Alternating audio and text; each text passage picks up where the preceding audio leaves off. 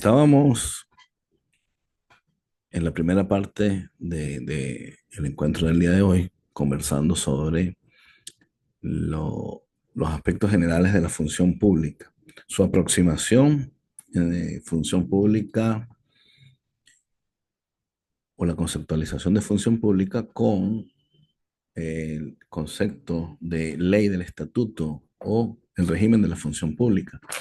Por acá hablábamos de un aspecto necesario que debemos precisar y es el contenido en el artículo 8 artículo, perdón, 5 5 y 6 de la ley del Estatuto de la Función Pública. Debemos recordar que al hablar de función pública, lo decíamos anteriormente, eh, nosotros tenemos como función pública un concepto, arreglos que comprenden normas escritas informales, estructuras, pautas, políticas, procesos y prácticas, actividades de diversa índole y tenemos el artículo 5 y el artículo 6. El artículo 5 nos habla de la gestión de la función pública, lo que les decía anteriormente, y la ejecución de la gestión.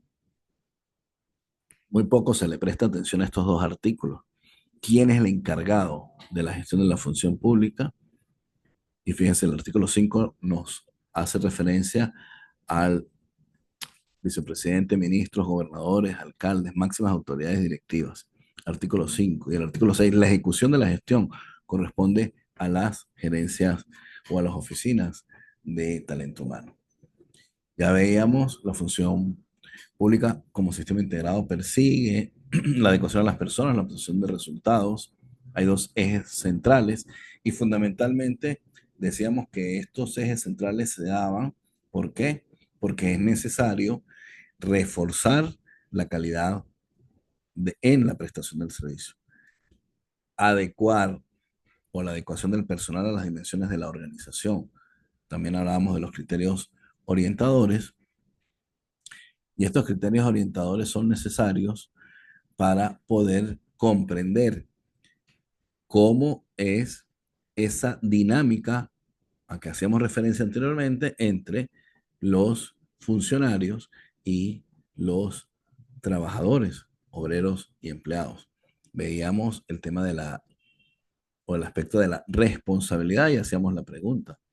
Si un obrero tiene responsabilidad solo disciplinaria o tiene responsabilidad administrativa y responsabilidad penal, responsabilidad disciplinaria laboral.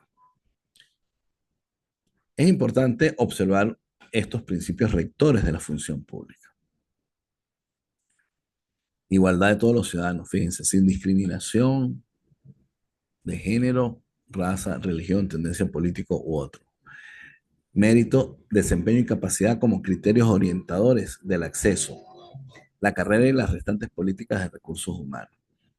Este es un aspecto importante y que es lo que diferencia el sector público del sector privado fundamentalmente, que es lamentable por calificarlo que administraciones públicas de manera recurrente sigan cometiendo este error de no querer llamar a los correspondientes concursos para proveer los cargos.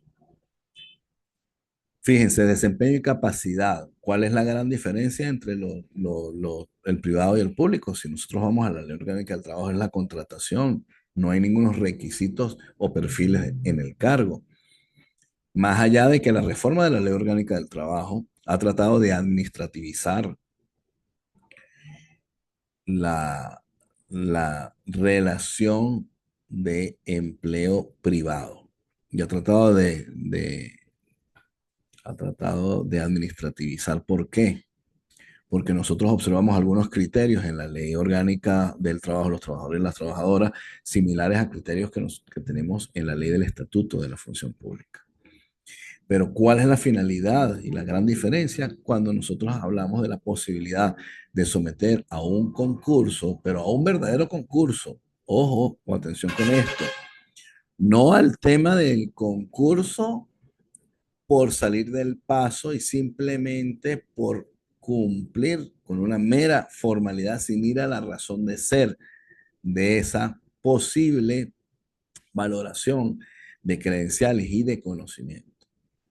Hay un detalle cuando nosotros hablamos de los concursos y cuando nosotros hablamos de los concursos, fíjense, por ahí se habla de la posibilidad de llamar a los concursos a través de un baremo, a través de una normativa como la que se utiliza para la provisión de los auditores internos, o sí, de los auditores internos. Si nosotros vemos ese reglamento, simplemente la valoración de conocimientos tiene 1% y 99% son puras documentales.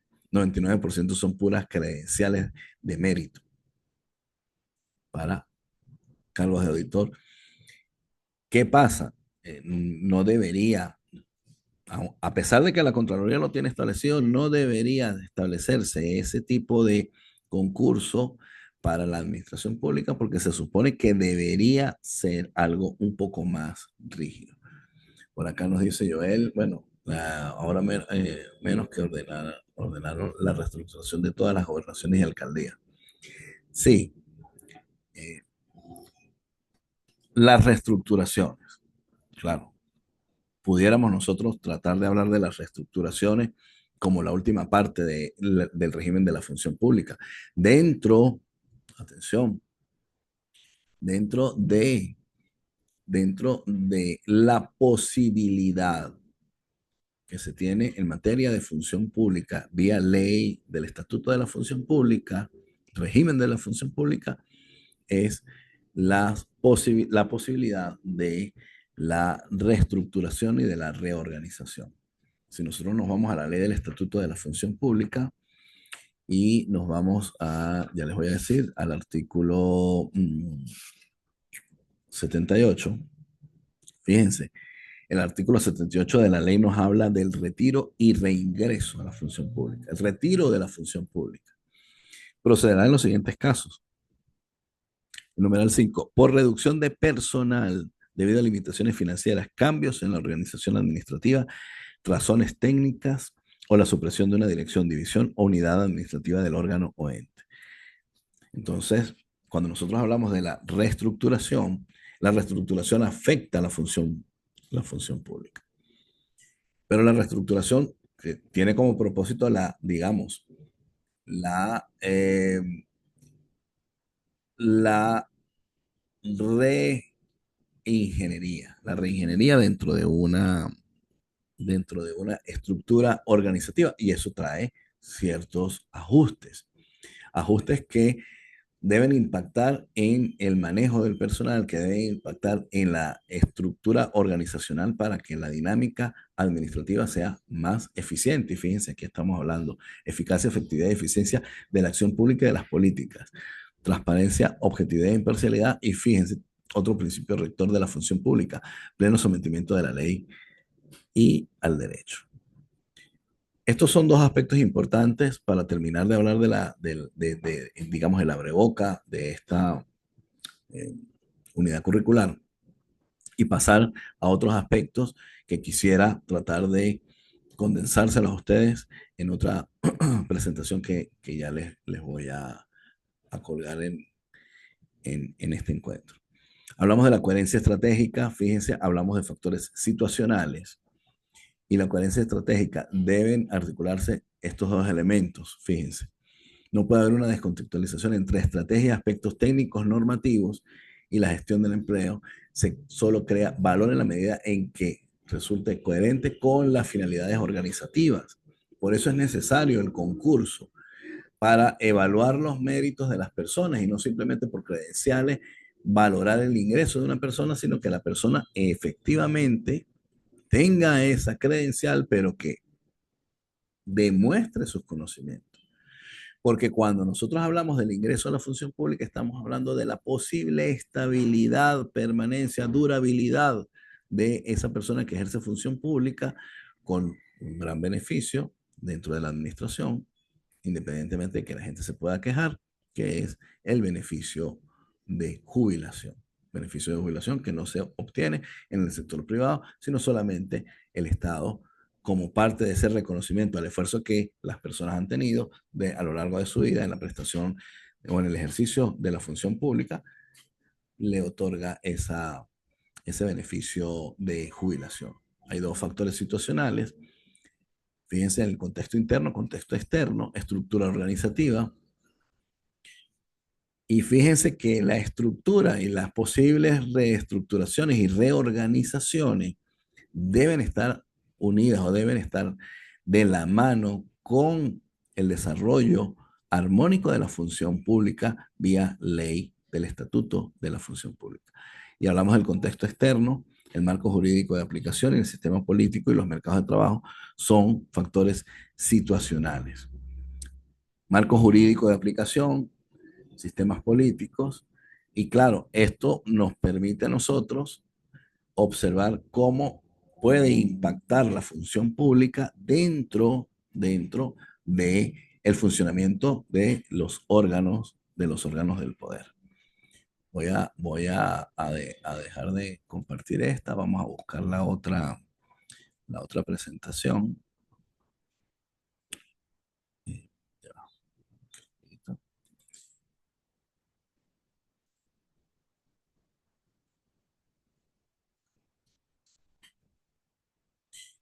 Como les decía anteriormente, ya ese sería el abreboca para nosotros hablar eh, de el enmarcamiento de este régimen de la función pública. Este enmarcamiento es importante y es necesario conocer qué es la función pública para entrar a este ejercicio de la función pública y ya comenzar a delimitar los principales aspectos de, el, de la ley del estatuto de la función pública, del régimen jurídico. Y fíjense, artículo 3, ya lo adelantábamos. Cuando nosotros hablamos, artículo 3 de la ley contra la corrupción, cuando nosotros adelantábamos la necesidad de hablar de función pública es porque debemos involucrar dentro de la estructura organizativa y dentro del funcionamiento de las instituciones, no solamente el funcionario de carrera de libre nombramiento y remoción, sino los trabajadores, obreros y contratados. Y hablamos del artículo, y hablamos el artículo 3 de la ley contra la corrupción. ¿Qué abarca? Fíjense, ¿qué abarca? Que abarca el concepto de función pública. Aquellos investidos de funciones públicas permanentes o transitorias, remuneradas y gratuitas. Aquellas originadas, fíjense, por elección, nombramiento o contrato de cualquier persona de derecho público. Directores y administradores de sociedades civiles, mercantiles y fundaciones y cualquier otra persona en los casos previstos en la ley contra la corrupción. Muchas veces se habla de la preponderancia en la condición de, eres funcionario y el otro no sirve porque es contratado, pero realizan actividades dentro de la organización, comprometen a la organización, disponen de bienes de la organización y por lo tanto tienen responsabilidad. Entonces, fíjense, más allá de que tengamos ley del Estatuto de la Función Pública y ley orgánica del trabajo, más allá de que tengamos 79 de la ley orgánica del trabajo, causas de despido, pero nosotros hablemos de las causas de retiro, ya lo decíamos, el artículo 78 fíjense, 79 de la ley orgánica del trabajo, 78 de la ley del Estatuto de la Función Pública. El retiro por renuncia, por jubilación, por retiro, perdón, por reducción de personal, por estar en curso en causal de destitución, por cualquier otra causa prevista en esta ley. Entonces, 78 de la ley del Estatuto de la Función Pública, fíjense. y 79 de la Ley Orgánica del Trabajo. La posibilidad de destitución, la posibilidad de despido justificado, pero estamos hablando de dos, solamente de dos responsabilidades y podemos observar que puedes incurrir en responsabilidad penal, puedes incurrir en responsabilidad administrativa, puedes incurrir en responsabilidad moral. Eso lo veremos también en otra unidad curricular cuando hablemos del impacto del derecho eh, penal en el derecho administrativo.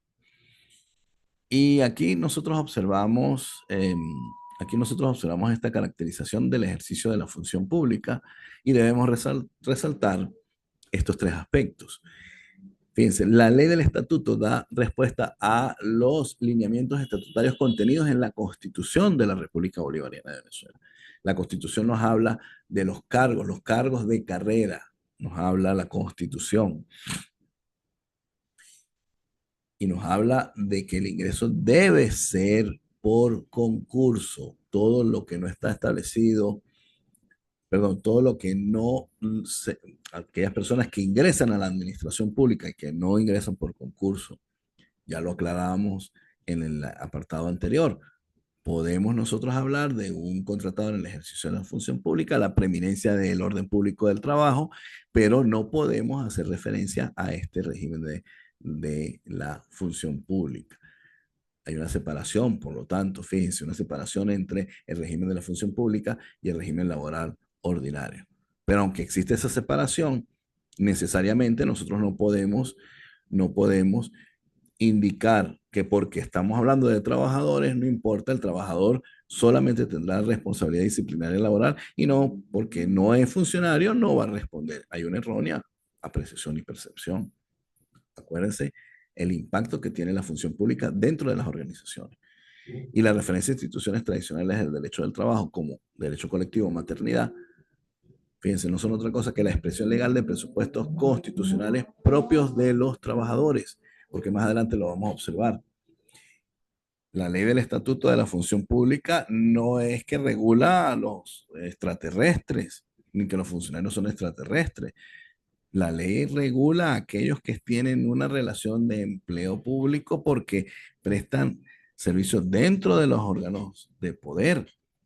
Y hablamos en los derechos, podemos nosotros observar vacaciones, podemos observar bonificación de fin de año, podemos observar días, permisos y licencias. Situaciones que también están dentro de la ley orgánica del trabajo. Hablamos de la maternidad, hablamos de la antigüedad y de la prestación de antigüedad. Y la prestación de antigüedad se rige a través de la ley orgánica del trabajo, pero también la vamos a aplicar en la ley del estatuto de la función pública o para los funcionarios. ¿Y qué sucede? Lo que se debe hacer es que se tiene que regularizar la situación de los contratados en el ejercicio de la función pública. Yo quiero distinguir dos cosas. Esa regularización de la situación de los contratados en el ejercicio de la función pública tiene que ser de aquellos cargos que no son de obreros. Aquellos cargos que no son de obreros. Simplemente esas personas que tienen un contrato y que son empleados, debe regularizárseles y debe llamarse al concurso para el ingreso. Porque es que recuerden, y lo podemos tratar de revisar muy superficialmente, cuál es la intención de la ley del estatuto de la función pública. Es lograr la provisión de cargos especializados para el funcionamiento de los órganos del poder. Es decir, yo tengo en Cormetur la posibilidad de ingresar, debería tener la posibilidad de ingresar personal capacitado para que sean eh, informadores turísticos. Y eso tiene un perfil. Estamos hablando de esa posibilidad de ingreso de TSU en en turismo, de licenciados en turismo, y para eso se supone que debo yo recurrir al concurso, previa a la aprobación de la normativa para llamar el concurso. Pero concurso que me permita valorar los méritos de los aspirantes, no solo las credenciales, porque tú puedes tener muchas credenciales y por poner un ejemplo, tú hiciste el curso de turismo, de manejo de calidad turística, por ponerte un ejemplo, ajá, pero resulta que lo hiciste en algún momento y te dedicaste a otra cosa totalmente distinta. Posterior a eso, estudiaste educación física, por poner estoy inventando. Y terminas siendo profesor de educación física, pero también te cebo en turismo. O sea, realmente tienes el conocimiento, pero tienes la experiencia. Es decir, vamos a contratar a las personas que se supone manejan, que es aprender haciendo, manejan la particularidad que requiere cada institución. Es importante. Ahora, el tema de los obreros, ¿qué pasa con el tema de los obreros? Debemos nosotros necesariamente distinguirlos y dejarlos porque estamos hablando del obrero fundamentalmente como un trabajo manual. Es un trabajo, digamos, no sustancial, sino un trabajo operativo básico. Y ahí entramos en la permanencia o entramos en la condición de contratado, más nada.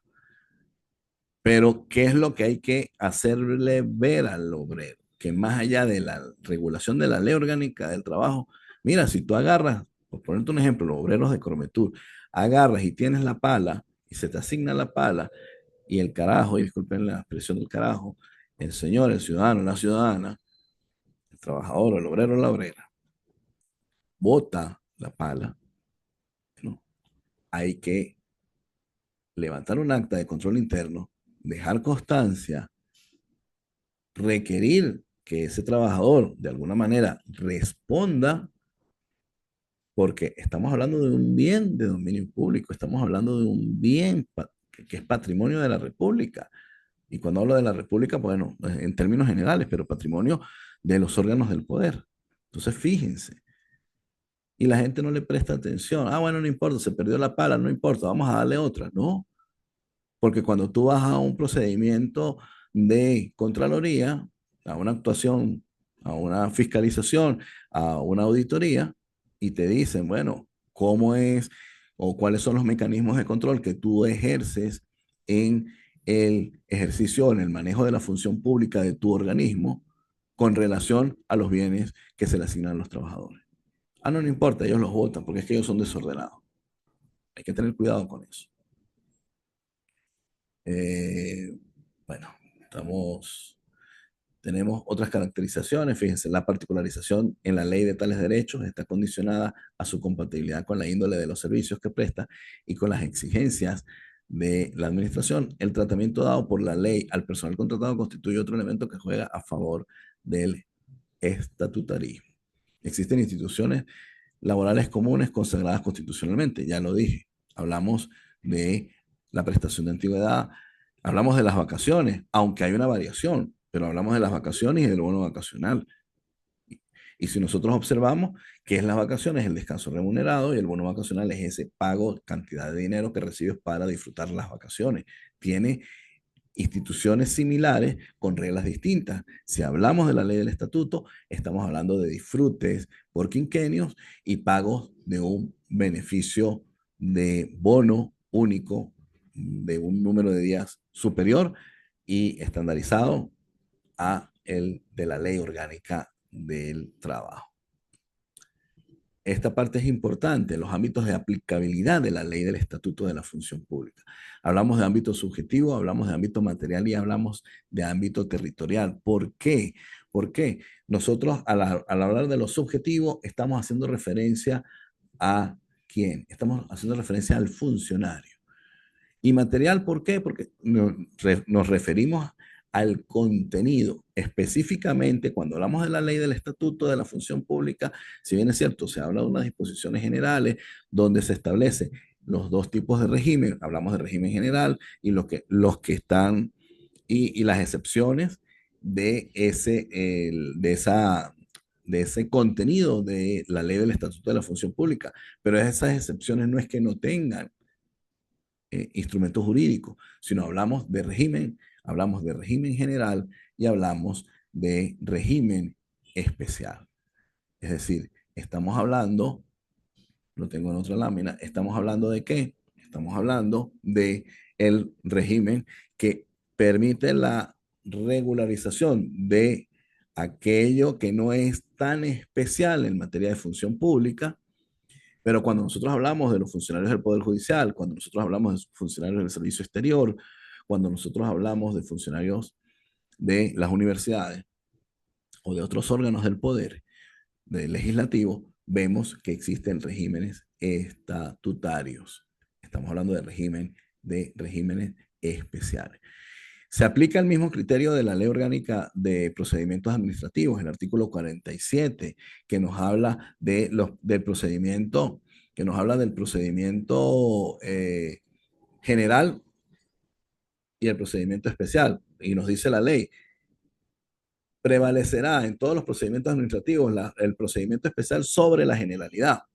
¿Qué sucede? Que al hablar de los regímenes de función pública, son regímenes similares, tanto general o especial, con ciertas particularidades. Ejemplo, en la universidad, para tú hablar del ingreso, estamos hablando de un concurso con unas particularidades. Se someten a unas pruebas, 4 pruebas para poder ingresar. Estamos hablando de una exigibilidad en cuanto a requisitos de ingresos, pero también en cuanto a, digamos, al desarrollo de la materia funcionarial. Eh, no estamos haciendo referencia a solo una vacación o a un bono vacacional, por poner un ejemplo, estamos hablando del año sabático, estamos hablando del ascenso, estamos hablando de criterios de meritocracia, y así sucede cuando hablamos del Poder Judicial y cuando hablamos de los otros poderes, para no nombrarlos a cada uno. Y en ámbito territorial estamos haciendo referencia a qué? A que se regula para todo el territorio de la República. Y estamos hablando de que la ley del Estatuto de la Función Pública me permitirá no regular solamente a nivel municipal, a nivel estatal, sino también en todos los niveles a nivel ministerial. Se habla de la posibilidad de establecer régimen de función pública o ley de estatuto de la función pública en los estados y a través de ordenanzas, pero simplemente la ley es clara. La ley dice que el régimen de la función pública se va a aplicar a a todos, eh, en los niveles. Si nosotros observamos, el artículo 1 nos dice: la presente ley regirá las relaciones de empleo público entre los funcionarios y funcionarios públicos y las administraciones nacionales, estatales y municipales. El encabezado del artículo 1 de la ley. Es necesario, fíjense, les coloco esta lámina para que vean la intervinculación entre cada una de las unidades curriculares que ya se han visto con anterioridad. Para hablar de función pública debemos empezar a tomar en cuenta lo que son los elementos de la actividad, de la teoría del acto, de la actividad administrativa, de la teoría del procedimiento administrativo, de la organización administrativa. Y hablamos de la clasificación de los funcionarios. Hablamos de funcionarios de carrera, hablamos de funcionarios de libre nombramiento y remoción, los llamados 99, alto nivel y confianza. Funcionario de carrera, aquella persona que luego de someterse a un procedimiento concursal adquiere el nombramiento una vez superado el periodo de prueba establecido dentro de la ley del Estatuto de la Función Pública. Y hablamos del funcionario de libre nombramiento y remoción, hablamos de 2 niveles o de 2 clasificaciones, el de alto nivel y el de confianza. Ya lo hemos hablado, la aplicación transversal de la Ley Orgánica del Trabajo y la Ley del Estatuto de la Función Pública. Es importante tener claro que en caso de funcionarios se aplica la Ley del Estatuto, el reglamento de la Ley de Carrera Administrativa. Fíjense que no hay un reglamento de la Ley del Estatuto de la Función Pública, un detalle particular. Todo lo previsto en el reglamento de la Ley de Carrera Administrativa debe tomarse en cuenta siempre y cuando no colida o no colide con la ley del Estatuto de la Función Pública. Y en el caso del contratado en el ejercicio de la función pública. Ahora, ¿cuál es la naturaleza jurídica? Ya vamos a terminar, ya nos quedan escasos 4 o 5 minutos. En el caso del funcionario, hablamos de una naturaleza estatutaria. ¿Y por qué? Porque es como un contrato de adhesión. Cuando hablamos del funcionario, el funcionario entra sin negociar condiciones. En cambio, cuando hablamos del trabajador, el trabajador entra negociando condiciones, sector privado. Sin embargo, particularmente se puede hablar del contrato, pero ese contrato tiene que tener en el contrato ciertas particularidades que deberían indicar que estás sometiéndote a una regulación laboral, pero con contenido administrativo, independientemente que el contrato se supone que debería ser por un tiempo determinado, que lo desnaturalizas cuando tú haces 2, 3, 4 contratos y terminas en una relación de trabajo por tiempo indeterminado, convirtiendo a ese trabajador, ley orgánica del trabajo, en un contratado en el ejercicio de la función pública. Y ahí hay colisión, que a veces no se entiende, y colisión que permite la inaplicabilidad de la ley del Estatuto de la Función Pública, por lo menos cuando nosotros hablamos de los ascensos. El contratado no puede ascender, el funcionario se asciende. Entonces, fíjense esas particularidades. Y ya para concluir por el día de hoy, hablamos de la jerarquía. Es importante, fíjense, teoría de la actividad administrativa. ¿La jerarquía para qué? Para el monitoreo, la supervisión y el seguimiento de esa función pública con la aplicación de la ley del Estatuto de la Función Pública. Fíjense que tiene conectividad la idea de función pública con este régimen, con este contenido normativo de la función pública. Espero que esta interacción en 2 fases, en estos 2 encuentros, nos haya permitido ubicarnos en la relevancia de la función pública. No sé si ustedes tienen alguna duda. Ya nos quedan como 3 minutos. Eh, si no tienen dudas, pudiéramos dar por concluido el encuentro. Eh, y es importante que ustedes recuerden las 3 actividades que tienen. Eh, Mi proyecto final, yo les había pedido para que hoy pudiéramos hacer, digamos, una interacción, pero yo es probable que cree un grupo distinto, un nuevo grupo, para poder nosotros lograr estas interacciones por vía WhatsApp, si el tiempo de, de los encuentros por Zoom, en los casos que yo logre tener los encuentros con ustedes, pues no los permite. Entonces yo estoy manejando la posibilidad de crear un grupo nuevo que se pueda llamar grupo de la Corte de la 13ª Corte, del reinicio de la 13ª Corte, para distinguirlos del anterior, porque bueno, saben que aquí tenemos 3 personas que quedaron inconformes, y bueno, yo no quiero confundir una cosa con la otra, y ese grupo quiero dejarlo tranquilito. Funcionarios públicos, tenemos una organización sindical, la convención colectiva es una función de la ley, el estatuto. Ajá. Fíjense lo que nos dice Isamar. En la alcaldía de Tovar tenemos un caso particular con los funcionarios públicos, tenemos organización sindical, la convención colectiva es una función de la ley del trabajo, ley del estatuto, y el personal obrero se adhiere a los beneficios sindicales, al igual que los contratados. Sí, pudiéramos hablar en otra clase del tema de las contrataciones colectivas. Las contrataciones colectivas han venido, digamos, a uniformar el tema de manejo de la función pública. Y lo han venido a uniformar porque, bueno, tratan en lo posible de lograr mejores beneficios. Tradicionalmente, los beneficios de los contratados a lo largo de la historia han sido superiores a los de los funcionarios. La presión sindical obrera es, por naturaleza, superior a la cómoda visión de los empleados. Ha sido un placer para mí lograr el reinicio y la reactivación de la 13ª Corte. Agradecido por confiar en mí. Yo sé que vamos a lograr terminar con satisfacción esta 13ª Corte para que ustedes posteriormente puedan elaborar sus trabajos especiales de grado.